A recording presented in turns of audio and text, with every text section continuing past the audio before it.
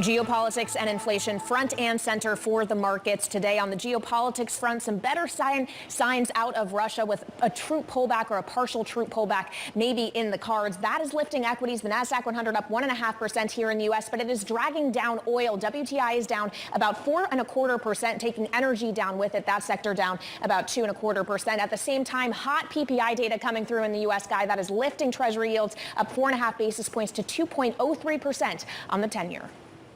Something else for the Fed to think about. Something else for the credit market to be thinking about as well. We need to talk about repricing central bank risk and how the credit markets are dealing with that. We have an exclusive interview coming up. We'll approach this with the CIO of Bain Capital Credit, Jonathan Levine. This is Bloomberg.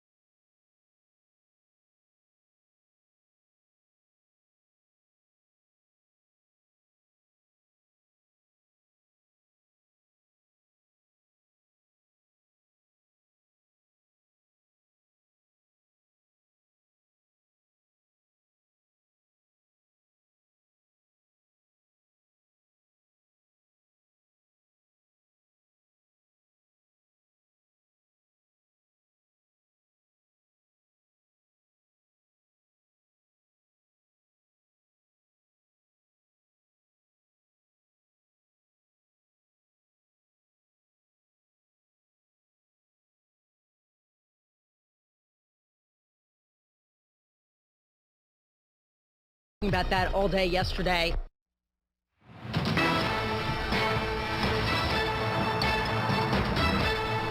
It's been an hour since the U.S. trading open. A rebound is underway, and Bloomberg's Abigail Doolittle is tracking all of the moves. Abigail? Well, Kelly, it really is a relief rally, rebound kind of day. We do have nice gains for the S&P 500 and the Nasdaq and most major averages. This, of course, after 3 down days and lots of volatility. But right now, the S&P 500 heading to its best day in more than 2 weeks on a 1.3% gain, supported by that VIX, or that volatility index, that fear gauge, down now at, actually, this is the VIX in the Nasdaq 100 volatility gauge, now down at 31, which is off of its highs, the VIX off of its 30 highs, and then the 10-year yield higher, telling you that Haven bonds are selling off. So clearly we have this relief rally around geopolitical tensions easing to some degree. This is also showing in the oil market. Oil down sharply on the session, in fact, headed to its worst day of the year, down 4.2%, the worst day since late November. Of course, when the geopolitical tensions tend to rise, oil spikes. spikes, but at this point we now have oil easing off of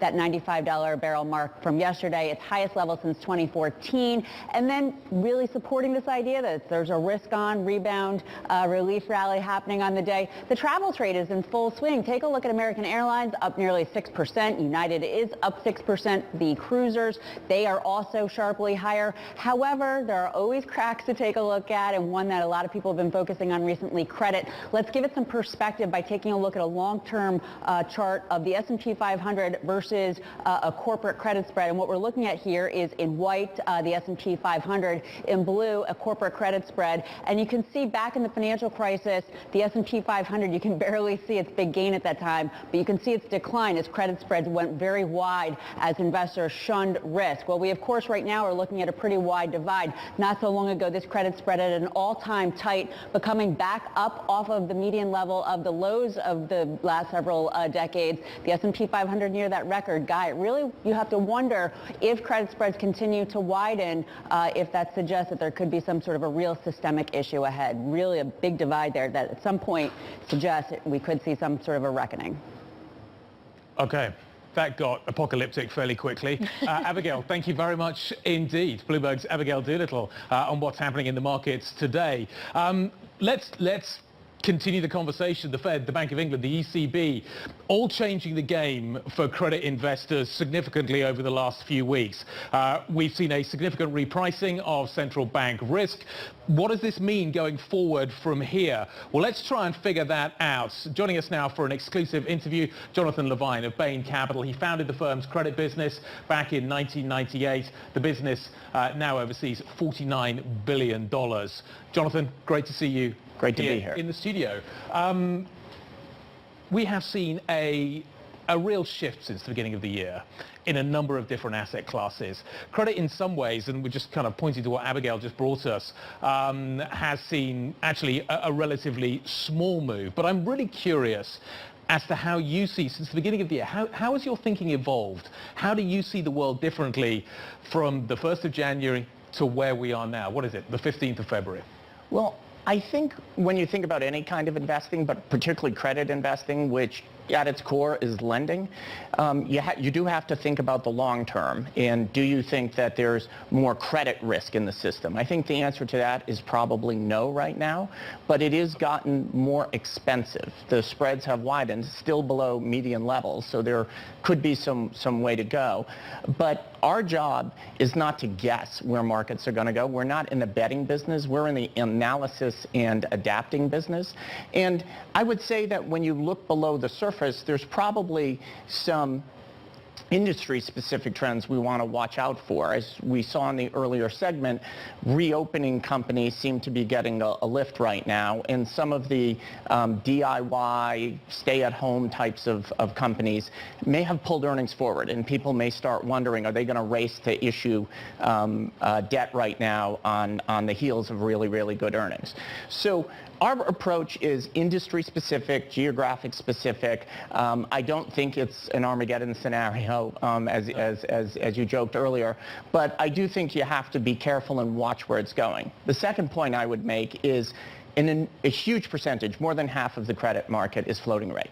The bank loan market and the high yields credit markets. Yep. The bank loan market, the CLO market, the private lending market are largely floating rate. So as an owner of credit, you will be compensated as rates go up. However, obviously the interest expense that the companies you're lending to is also going to go up. And it's not surprising that rates are going up, but somehow when it happens, people are always surprised or not prepared. And that's what we're really looking at, is what is the interest rate scenario that could result in companies starting to have some issues. But at the moment you seem fairly sanguine that we're not going to see anything, let's use that word again, apocalyptic. If we do see a credit cycle, if we do see a kind of more normal credit cycle, which it feels like we haven't had for a long time, what could that look like? How much more subdued would it be than normal historic cycles? Are we heading towards a recession? How could we handle that? I'm just kind of curious as to what you see in the cycle, where we are in this economic cycle. Are we late cycle? And how are you adapting to that? Well, when you think about most Western economies, particularly the U.S. economy, they're actually doing pretty well. You know, employment is low. There is inflation beyond a shadow of a doubt, but some of that is wage inflation, some of that is supply chain, and those are things that will find an equilibrium. Then you have to look at industries, because credit cycles are triggered by one of two things: a bad economic cycle or specific things in industries. So 08 would have been a bad economic cycle. The 15 and 16 would have been energy specific and things like that. So I think what you might see is companies that levered to an unusual level because they were unusually advantaged during the lockdown, and therefore their normalized earnings aren't right. And I think that there has been so much distortion to the upside and the downside of earnings over the last 2 years that figuring out what a base level is going to be the big challenge of credit investors. Well, something in this credit cycle, non-cycle we have seen is that there hasn't been a lot of opportunities in distress. Do you think as rates rise, we will start to see more of that, and where might that create opportunities for you? So while there hasn't been an enormous amount of traditional distress, the special situations market, people who need bespoke capital, people who preemptively want to bring down their leverage levels or shore up their junior capital, actually has been pretty vibrant for the last couple of years. Those generally are private transactions that you don't read about. But we deployed in our special situations business globally over $3 billion last year. That said, rising interest rates are definitely going to put more pressure on companies and on their earnings, on their interest coverage. It also, as I said, we're not exactly sure what normalized earnings are across the board, and how is that going to find the appropriate equilibrium? Because I think there's just a lot of companies that borrowed too much relative to their normalized earnings, and they also borrowed a lot because rates were really low. So you put those two things together, and I think that's where distress could come from. Is the market functioning right now?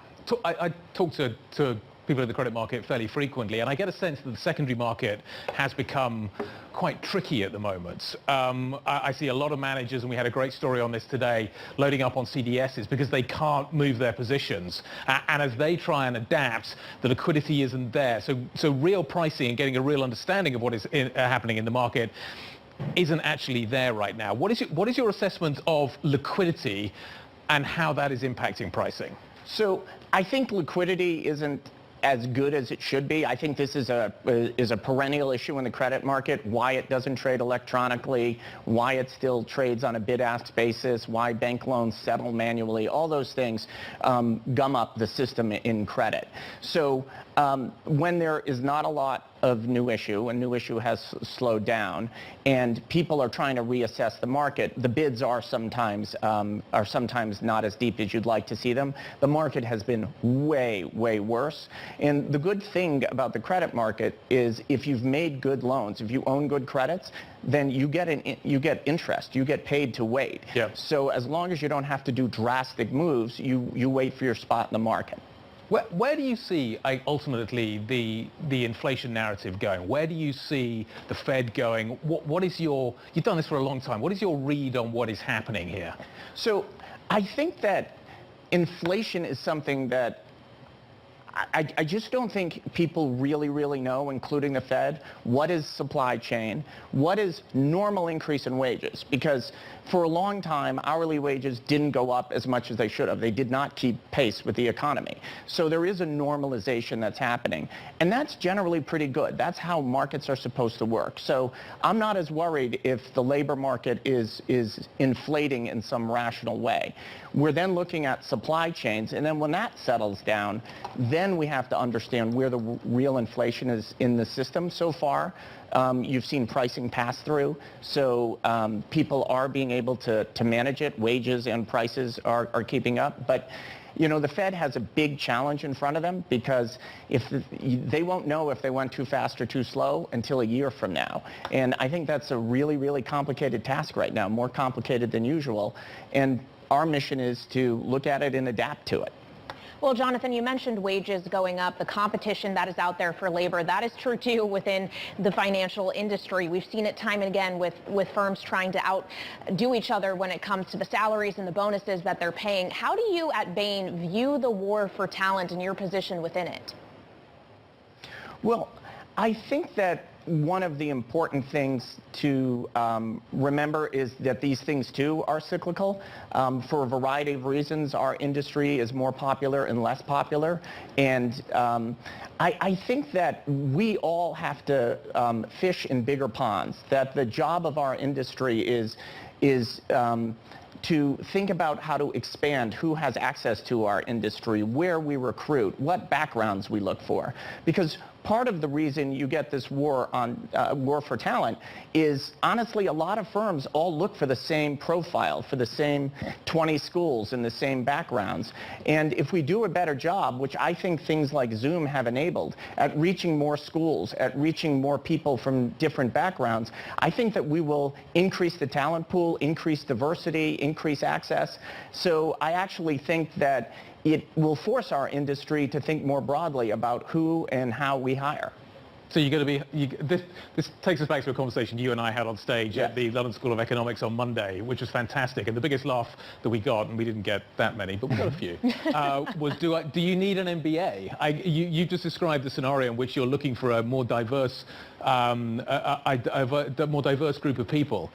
When you look at how they are educated, and there's going to be people watching this program right now that are looking at how they are going to progress their careers. What is the best way to progress your career right now?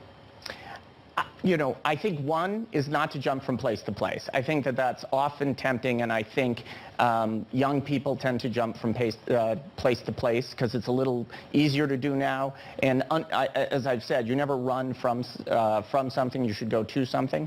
I think that the skill, to define it better, that we look for is the ability to solve problems.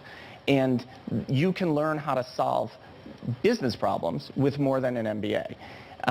There are other ways that you can find people who have the natural instinct, the background, and the really enjoy the work to solve problems and translate it from some other industry into finance. And I think we need to think more about how we find more problem solvers. And if you're trying to advance your career, ask yourself, are you adding to your toolbox? Can you work on complex problems? Can you work on multiple situations at the same time? And then lastly, this is a time to reflect and know why you're doing it. Know why you want to work somewhere or pursue a particular job. Because of course the industry pays well, but if you do something just for money, at some point that's not going to be enough. And you're probably not going to be good at it if you don't have a natural interest in it. Jonathan, it was great to catch up on Monday at the LSE event. It's been great to catch up today. Really enjoy spending some time with you. Thank you very much indeed for sharing some of it with us. Thank you. Thank you. Jonathan Levine, Bain Capital, a co-managing partner. Thank you very much indeed. This is Bloomberg.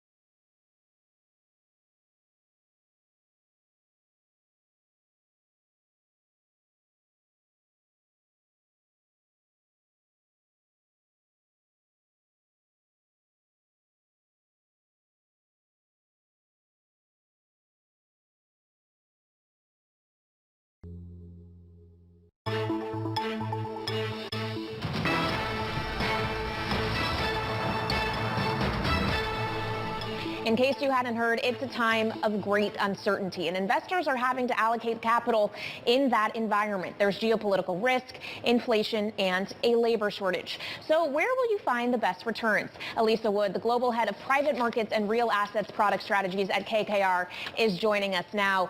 Elisa, when you have to put money to work, put down capital in this market, where can you do so?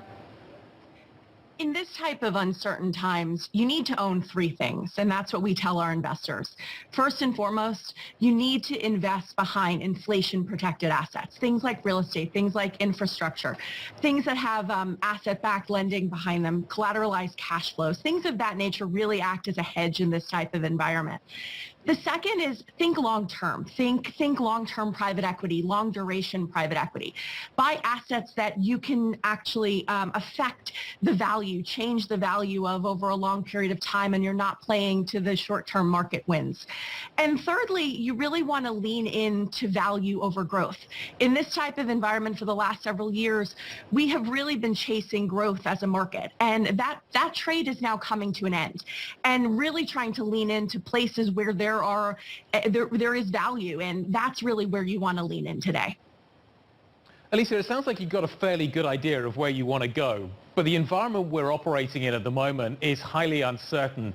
How do I get optionality in that environment? If things change, how do I pivot, and what kind of assets do I want to own that is going to give me that optionality? Cash is one, but what else is there out there? At the end of the day, we always like to say you only can control what you can control. And you want to create a foundation that you can have those pivots, as you say. So creating a strong asset allocation that has diversification in it, that you're not leaning in too heavily to a certain geography, to a certain industry, to a certain asset class, is very, very important. And aside from that, you also want to be with managers that have seen this before. It's one of the things we're seeing with our clients every day, where you want to invest with managers who understand how to navigate these dislocated times. We look at dislocation today and actually see it as an opportunity. We're not sitting here worried about the future. We're sitting here actually quite excited about the opportunities and the pivots, as you say, that we have ahead of us, right? One of the things that I think that's most interesting coming out of the pandemic is the fact that while maybe we haven't seen a pure pandemic like this before in this type of size and scale, and obviously human tragedy as well, we have seen other market dislocations over time, whether it was the great financial crisis, whether it was the dot-com bubble, whether it was geopolitical events like September 11th. And investing behind managers who understand how to pivot and navigate through those cycles and have that optionality, but also diversification in their portfolios is very, very important for an environment like the one we're in today, but also that we're going to be in for a number of years. Well, Elisa, just because you brought us back to the financial crisis, there was obviously a housing component in that. We may not be in a housing bubble at the moment, but the market is very, very hot right now. With potentially higher rates coming quite aggressively potentially this year, why do you still want to be in housing? Do you not think that potentially higher mortgage rates are going to start damping down the action we're seeing in that industry? We're actually seeing the housing market shift a bunch. So if you think about one of the biggest trends coming out of the pandemic, it's actually the trend of nesting. When you think about the number of millennials that exist today in our population and how they're aging, they need places to live. They're no longer living with their parents. So because of where interest rates are, they may not go buy their first home, but they may be renting their first home. So that trend is still alive and well. They need to live somewhere. When you look at the aging baby boomers, the housing trends there are also evolving. As they continue to age, we think senior living could be a really interesting place to invest and put capital today. So I would say, to answer the question more directly, housing is still quite interesting. They're just pivots within the housing themes that, maybe didn't exist a few years ago. Elisa, as a bottom-up granular investor, how are you thinking about the macro story? Are you starting to think about the idea, despite some of these kind of fundamental trends that are existing, that they could be complicated, for instance, by a significant economic slowdown? You talked about the more positive picture we certainly have at the moment, but the market's starting to worry that we could be heading for a recession. How differently would you be positioned if that were the case? Do you think a recession could be a risk in terms of the horizon we should be looking at? We think there will be some type of correction over the medium term. Now, what is medium term? It could be 3 years, it could be 5 years, somewhere in that period, we're expecting some type of correction. Now, we are granular investors. At the end of the day, we're investing in good companies and good assets that we can make better.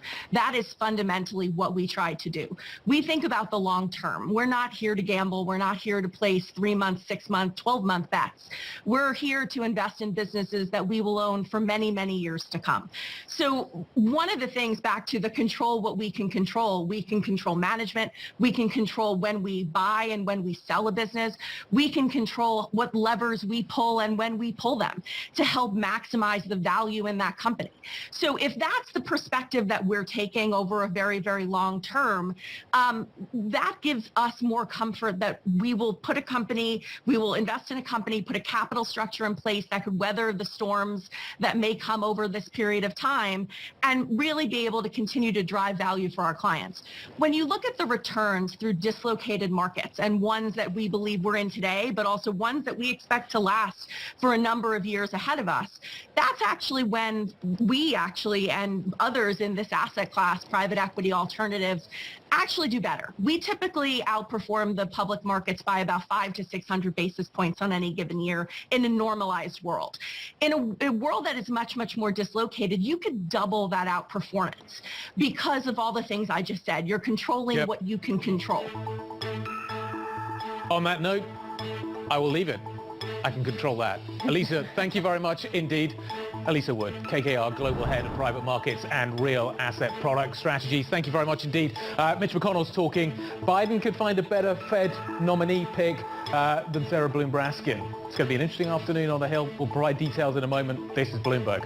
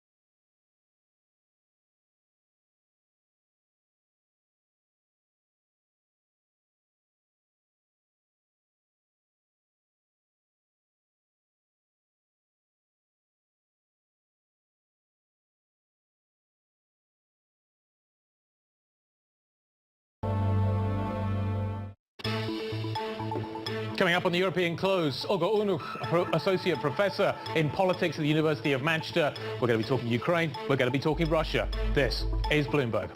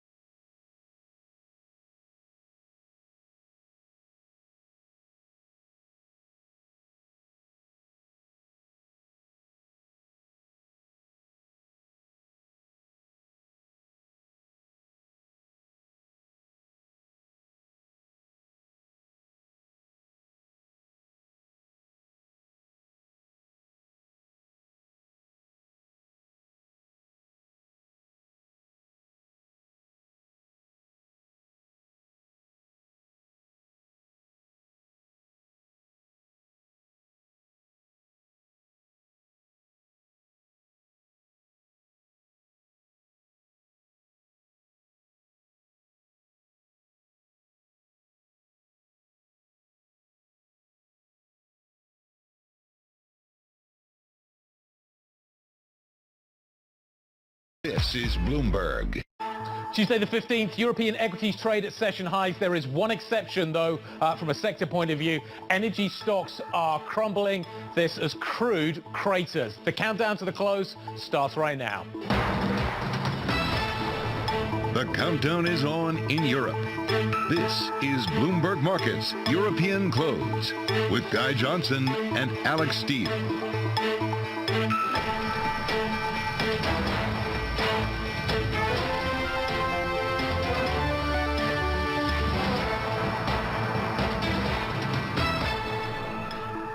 Okay, 30 minutes to the close. Let's deal with the price action this Tuesday. European stocks generally bid. We're up by 1.5%, 1.42%. 467 is where the stock 600 is. However, as I say, the energy sector is down. It's the only major sector to be lower today.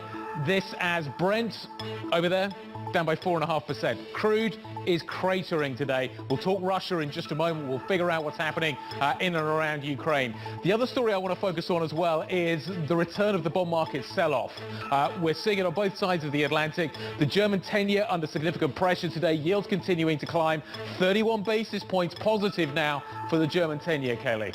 Well, Guy, what you're seeing on your side of the Atlantic, basically a mirror image of what I am seeing here in the U.S. in that equities broadly are in the green. It's actually led by growth areas like technology. The NASDAQ 100 is up about 1.9% at this point. But again, the only sector laggard here in the States is the energy sector. Probably no surprise with the big declines for oil you were just describing, Guy. The energy sector is down about 1.8%. At the same time that we're dealing with the geopolitical risk that is out there, we are also dealing with inflation in the U.S. and in a big way. Producer prices coming in ahead of expectations after an upside surprise on CPI last week. The question is, what does it mean for the Federal Reserve?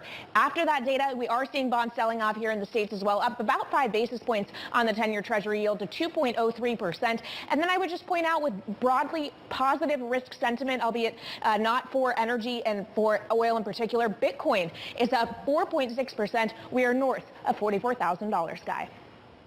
Let's talk about the impact that Russia is having on all of this in terms of the price action. Russia talking about the fact today that it's moving some of its troops back to their bases. The drills they've been taking place in apparently have concluded.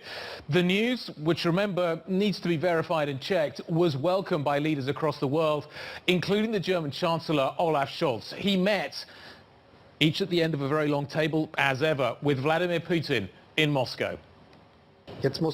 Now this has to be about working resolutely and with determination for a peaceful resolution to this crisis. The fact that we are now hearing that some troops are being withdrawn is definitely a good sign. We hope that more will follow. As I say, verification critical. NATO says hasn't seen any evidence thus far of the Russian pullback that the Russian president is talking about. Let's get some perspective now. Olga Onuk, Associate Professor in Politics at the University of Manchester, joining us now. Olga, this story is moving incredibly quickly, minute by minute. Trying to assess what is happening on the ground, incredibly difficult. What is your assessment? Right. So I think it's very important that negotiations are ongoing. I think it's very positive to see that Olaf Scholz went to Moscow today and that he was in Kiev, and that this press conference at least didn't seem as tense as it might have seen when other foreign politicians were visiting Moscow. So this is seeming like a potential for negotiations warming up and potentially Putin is in fact engaging in good faith. At the same time, although there are reports from the Russian side that troops are beginning to withdraw from some locations around the eastern border of Ukraine, we have no confirmation of that quite yet with independent sources. So we're waiting to see what happens. Well, Olga, as we await that verification, if indeed we get it and there has been somewhat of a de-escalation, what will Vladimir Putin have accomplished? It's very difficult to know exactly what Vladimir Putin's end goal is here or what he will have accomplished. I think the guessing game is ongoing. But if it did mean to bring Ukraine to the brink of further negotiations around the Minsk Accords, then perhaps that's what has been accomplished. But I'm a little bit more skeptical. I think this has only shown Putin that the West is far more united and able to coordinate their activities. And the Ukrainian president is actually showing a great deal of political brinksmanship and strength here. You talk about the fact that Europe is united and the fact that the meeting today with the German Chancellor appeared to show some progress. The Germans have had to go quite a long way. They started at the beginning of the year much more reticent about their ability to change, their ability to manage the relationship with Russia. And I'm wondering how critical it has been that the Germans in particular have moved quite a long way in terms of their positioning. Vladimir Putin described the meeting today with Olaf Scholz as business-like. I thought that was quite interesting. Well, yes, we know very well that Berlin and Moscow have a particularly close relationship when it comes to NATO allies, and that in the last few years we all were looking to Berlin to be able to engage Moscow when things were at their worst. So whilst Olaf Scholz did not show that same capacity to publicly engage in at least discursive diplomacy in the first few weeks and months of this crisis, it was incredibly welcome development to see him travel first to Kiev, importantly, and also to Moscow. So I do think we're seeing the beginnings of what Olaf Scholz's time as chancellor will look like, and specifically his Eastern and Russia-focused policy orientation. Maybe we're watching Olaf Scholz's foreign policy take shape in real time. Olga, what about the Biden administration? Have they proven that they have indeed brought the U.S. back to the global stage, that they can be the global foreign policy leader, at least for the West? I think Biden has been a leader on this, but it's very clear here that this is a coordinated and very well coordinated Western response. Each different NATO member, each different EU member here is working in unison. So, and they're coordinating who goes, who travels when, never leaving Kiev alone, constantly picking up the phones, constantly engaging in meetings. So I think, if anything, Biden has been able to show that he is able to coordinate the West, perhaps in a way that his predecessors have not been able to do. Olga, there's a phrase, no plan survives contact with the enemy. If we were to see conflict, would that unity hold up? Well, I hope so. And that would be the biggest challenge, of course, to the NATO alliance, to EU, and to every member state's resolve in standing up for the values that they indeed say they stand up for freedoms and liberties, and certainly sovereign integrity of states such as Ukraine, but also elsewhere around the world. So we would hope so. I think they have done quite a bit. I think they have done much more than they did in 2014. And I think that has stabilized markets, that stabilized policymakers, that has also ensured Ukrainians that they're not alone. Olga, that's what potential conflict could mean for the West. And again, we're only talking about potential here, as Russia has repeatedly denied any plans to take military action in Ukraine. If we do indeed see military action, if this devolves further, what would that mean for Vladimir Putin domestically at home? Well, I think here this is the thing that no one's talking about. Going into Ukraine, any Russian aggression, any Russian conflict in Ukraine is not supported by the Russian people. In fact, Putin's people are not with him on this whatsoever. Only 8% of the population would support such actions. Furthermore, with today's developments in the Duma of an attempt to pass a recognition of the independence of the DNR and LNR in the Donetsk and Luhansk occupied territories as independent republics, this is also not something supported by the general population. In fact, only 9%, according to the Russian election study headed by Bryn Rosenfeld at Cornell, shows that only 9% of the Russian population would support Russia supporting separatist action in Ukraine. And I think Putin knows this, and he is one to want to maintain his popularity at home. It has been a cornerstone of his leadership. So I think potentially, hopefully, this is coming across for him and inside the Kremlin. All right, it's not just about geopolitics, it's about domestic politics as well. Olga Enoch, University of Manchester Associate Professor in Politics, thank you so much. Now coming up, Credit Suisse is shifting to a play-it-safe stance when it comes to equities. We'll talk with Andrew Garthwaite, the bank's head of global equity strategy, coming up next. This is Bloomberg.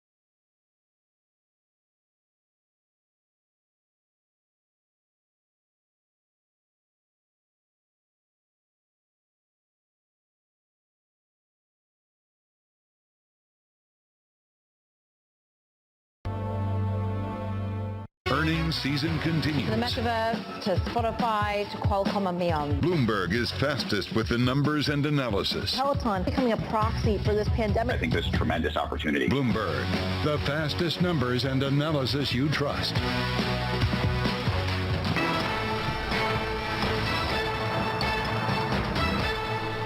It's time for the Bloomberg Business Flash, a look at some of the biggest business stories in the news right now. Shares of Virgin Galactic are soaring today. The company says ticket sales for Journeys into Space will start tomorrow. The price, a cool $450,000. Commercial service is expected to begin later this year. Virgin Galactic, of course, was launched by billionaire Richard Branson. The phone carrier targeted by KKR last November, Telecom Italia, may reduce its Italian workforce by as much as 1/5. Bloomberg has learned that the CEO is considering a 3-year restructuring plan that could include up to 8,000 job cuts. Telecom Italia's profits have shrunk during the pandemic, and it faces increased competition in Italy. And Intel has stepped up its push into the outsourced chip manufacturing business. The company has agreed to buy Tower Semiconductor for about $5.4 billion. Tower is based in Israel. It makes power management chips, image sensors, and a variety of other semiconductors. And that is the Business Flash Guy. Let's talk about what's happening in these equity markets. Let's talk about what is happening more broadly. Credit Suisse taking a more cautious stance when it comes to stocks. The Swiss bank is concerned about wage and inflation spirals. With us now, Andrew Garthwaite, Credit Suisse head of global equity strategy. Andrew, what do you see right now that is making you more concerned? We obviously are watching what is happening with the geopolitical story, but the broader narrative around inflation appears to be the cause of your concern. What particularly are you watching here that is making you more nervous about stocks? Yeah, well, we had 4 main concerns. First, really for the first time in 30 years, we have evidence of inflation leading to higher wage growth and not being fully offset by a pickup in productivity. And once inflation is fed through to the labour market, we potentially have to see growth slow below trend to ease those tensions in the labour market. Secondly, for the first time in 7 years on our model, the equity risk premium is very close to where it should be. The equity risk premium is the additional return you get in equities relative to bonds. Thirdly, we've consistently said we're okay into a rising yield environment until bond yields rise by about 130 basis points from their low, which was 1.9% on the 10-year. Okay. And finally, there is a dilemma that profit margins and the profit share of GDP at all-time highs, but to maintain those margins, we need corporates to have pricing power, but if they have pricing power, then inflation isn't going to go away. Well, Andrew, if I could just pick up on your point about the bond market. You said 1.9% on the 10-year. We are north of that, 2.0, almost 4%, and yet I'm looking at a NASDAQ 100 index up about 2 percentage points. What's the disconnect there? Well, to be frank, it's a range. It's when you get to 130 basis points that starts to be a problem. It can be as much as 170 to 2.3%. So at that range, it starts to be more problematic for the market, which is indeed what we've seen this year. That is then combined with the fact that for most of the last decade, our model of the equity risk premium, which is the additional return you get into equities relative to bonds by solving a DDM, has consistently shown equities to be abnormally cheap versus where they should be. But because of the right yield, and also because in credit spreads, which has pushed up the required risk premium, we're no longer particularly cheap on that model anymore. So I do stress this is a benchmark. It's not an underweight. I would stress that none of our models are saying equities are overvalued. And also historically, you don't get a bear market until unemployment's well below full employment or until monetary conditions are clearly tight. And you won't get to tight monetary conditions until the Fed funds rate is well above 2%. Andrew, stick with us just a moment. I think we're having some technical difficulties. We're going to try and resolve those issues and come back to you in just a moment. Kayleigh, I think what Andrew's saying is interesting because for so long we have talked about the idea that we're friends of Tina, i.e. there is no alternative to being in stocks. My question now is, where do you want to go if some of those valuation, more optimistic valuation stories around equities are starting to fade? Where do you want to go? Certainly the narrative over the last few days, and I think we've all picked up on this, is that more and more of the guests that we're talking to are talking about cash, maybe as a place to hide, or simply just to have the optionality. If we are going to go through a relatively bumpy period, and be it geopolitics or the fight back against inflation, that will give you some optionality to be able to position and pivot around that. Yeah, it seems that it's always cash with the caveat, Guy, in that, yes, you may want to have some extra capital to deploy to get back in strategically at a later point. So it's about when that reentry happens, I think. Yep. But in terms of if you aren't going to cash, if you want to stay invested where you go, we also are hearing more and more the case for the value rotation. We certainly saw that in a big way in January. We've seen value outperforming growth in little stints here and there throughout the course over the last year. It never really seems to have firmly stuck, Guy. And I guess the question is, will that happen now in an environment where the Fed is normalizing policy, perhaps aggressively so, with PPI and CPI data we've gotten over the last week, putting pressure on them, that pushing rates higher calls into question some of those rich valuations within the growth area of the market. And that isn't just in terms of a sector level, Guy. That also is leading many people to make the case for Europe and the UK as well. Well, certainly, and the UK has been outperforming really quite significantly over this period. What I think is interesting, and let me just see if I can bring it up, is what has happened in terms of the rotation we've seen towards energy and banks as we've watched that value story start to play out. Now, a lot of people are still very positive about the banking story going forward, and certainly the European banking story, given where book values are right now. But nevertheless, if you take a look at the bond markets, and you take a look at the flat curve, which is what, circa 40-odd basis points, 45-odd basis points at the moment, 210s.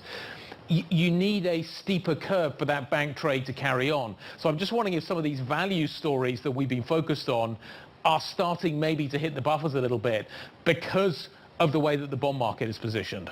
Well, and when we're talking about underlying assets that, move in tandem with equities, energy, the other value outperformer on a year-to-date basis, is getting hit incredibly hard today because oil is down and down hard, more than 4 percentage points on Brent and WTI. The question of how much geopolitical risk premium was priced into the oil market, and if those risks start to go away, have we, seen the peak in oil prices for now, and what is the read-through going to be to the energy space guide?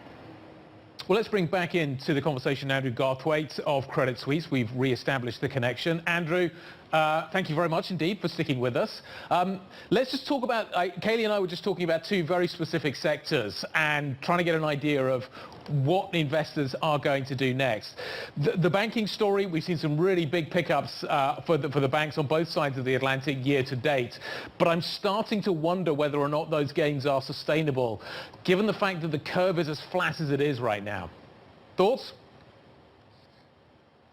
I believe into a rising rate environment, banks outperform until monetary conditions are tight. And at that stage, the rise in interest rates hurts loan growth and loan quality more than it helps net interest margins. I still think that although the rate tightening this year is now realistic in the US, and if not slightly pessimistic in Europe, the market is underestimating the degree to which rates need to rise in the medium term. So I think ultimately European rates need to rise to 1.5%, US rates to 2.5%. Moreover, I just wonder whether some of those secular headwinds on banks are diminishing to allow banks to be a bit more of an investment. So for example, we have seen the demise of 3 of the 4 non-macro headwinds for banks, which had been capital regulation, tax and litigation there behind us.